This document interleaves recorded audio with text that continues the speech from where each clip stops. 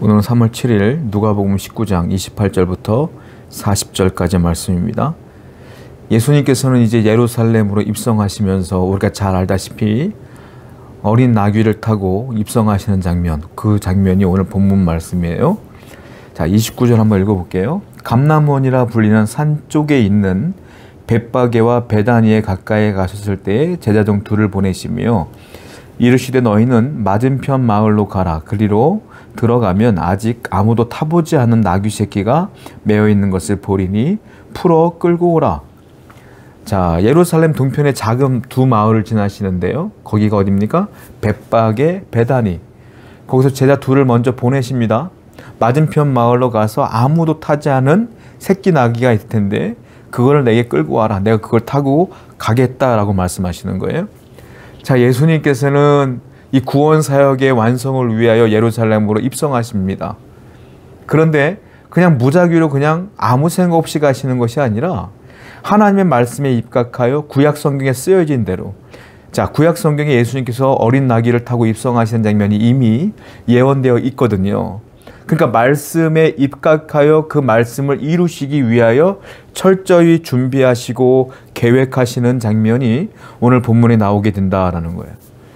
우리 예수님은 구원의 이 과정 가운데 우리에게 얼마나 이것이 준비된 것인지, 얼마나 계획 안에 이루어진 것인지를 보여주고 계시다라는 거죠. 자, 우리는 기억해야 돼요. 하나님께서 여러분들의 인생을 간섭하시고 관여하시며 인도하시는데 여러분들의 인생을 무작위로 아무렇게나 인도하시는 것이 아니라 여러분들에 대한 하나님의 계획과 섭리가 분명히 있다라는 거예요. 그 섭리와 계획 가운데 하나님은 그 계획에 맞추어 섭리에 맞춰서 여러분들을 통한 하나님의 계획에 맞추어서 여러분들을 이끌고 있음을 믿으셔야 된다라는 거예요. 여러분들의 인생이 그냥 되어지는 것이 아니라 하나님의 섭리 가운데 있었고 하나님의 은혜 가운데 있게 됨을 분명히 믿으며 살아야 된다라는 거예요. 오늘도 하나님께서는 여러분들의 개개인에 대한 섭리와 계획이 있으심을 믿으시기 바랍니다. 그리고 그 계획 가운데 여러분들을 인도하고 있음을 분명히 믿는 여러분 되기를 축원드립니다. 35절과 36절입니다. 그것을 예수께로 끌고 와서 자기들의 겉옷을 나귀 새끼 위에 걸쳐 놓고 예수를 태우니 가실 때 그들이 자기의 겉옷을 길에 펴더라. 자, 제자들이 그 나귀를 끌고 와서 어떻게 하느냐 하면 안장이 없다 보니까 예수님이 앉기 편하기 위해서 자신들의 겉옷을 벗어서 그 나귀 위에 얹어요. 예수님께서 앉기 편하게. 그리고 예수님께서 지나가시는데 그 나귀 앞에 자기의 겉옷을 벗어서 다 양탄자처럼 다 뿌려놓는 거예요. 길을 만들어 놓는 것이죠. 이건 무슨 의미냐면 예수님을 왕으로 인정하는 제자들의 모습입니다. 그리고 예수님이 그 걸어가는 그 가운데에 왕으로서 입성하시는 모습들을 표현하고 있는 거예요. 그리고 37절을 말씀 볼게요. 이미 감람산 내리막길에 가까이 오실 때 제자의 온 무리가 자기들이 본 바 모든 능한 일로 인하여 기뻐하며 큰 소리로 하나님을 찬양하더라. 자, 예수님이 그동안 해왔던 기적들을 보았던 무리들, 그 무리들이 예수님이 딱 오시는 걸 보고 찬양하기 시작합니다. 기뻐하며 찬양하기 시작해요. 아마 예수님께서 예루살렘으로 입성할 때 이것만큼 환영받았을 때가 없어요. 그들은 기뻐하며 주님을 찬양하며 평화의 왕으로 오시는 하나님을 찬양하는 장면이다라는 거예요. 여러분 기억하십시오. 그 예수님을 경험한 사람들 12명의 제자들, 또 예수님의 능력을 경험한 무리들, 그 무리들과 제자들이 한 것은 무엇이 있겠어요? 아무것도 없어요. 무엇을 할 수밖에 없느냐? 주님을 찬양하는 일밖에 없다. 은혜를 받은 저나 여러분들은 하나님을 위해서 무엇을 할 수 있겠어요? 주님을 찬양하는 일밖에 없다. 주님을 높이는 일밖에 없다. 그래서 우리는 하나님의 영광을 위해 사는 것이며 하나님을 예배하며 사는 것이며 주님의 뜻을 이루며 사는 것이며 주님을 높이며 찬양하며 경배하며 감사하며 사는 것이다. 하나님의 은혜를 이미 많이 받은 우리들은, 하나님의 기적을 체험한 우리들은 감사할 것뿐이 없어요. 찬양할 것뿐이 없어요. 오늘도 여러분의 입술에서 주님을 향한 원망이 아니라, 불평이 아니라, 짜증이 아니라, 불만이 아니라 하나님을 향한 기쁨과 찬양과 감사가 흘러나오는 여러분들의 입술이 되길 원합니다. 여러분들이 그런 삶을 살기를 원해요. 그것이야말로 하나님을 진정한 경험한 사람들이 취해야 될 삶의 방향이죠. 또 38절 말씀 보겠습니다. 이르되 찬송하리로다 주의 이름으로 오시는 왕이요 하늘에는 평화요 가장 높은 곳에는 영광이로다 하니라 그랬어요. 자, 주님을 왕으로 표현합니다. 택하신 왕으로 표현해요. 그리고 뭐라고 말합니까? 뭐라고 찬송하죠? 하나님을 찬송하리로다 주의 이름으로 오시는 왕이요, 왕으로 선포해요. 또 하늘에는 평화요 가장 높은 곳에는 영광이로다.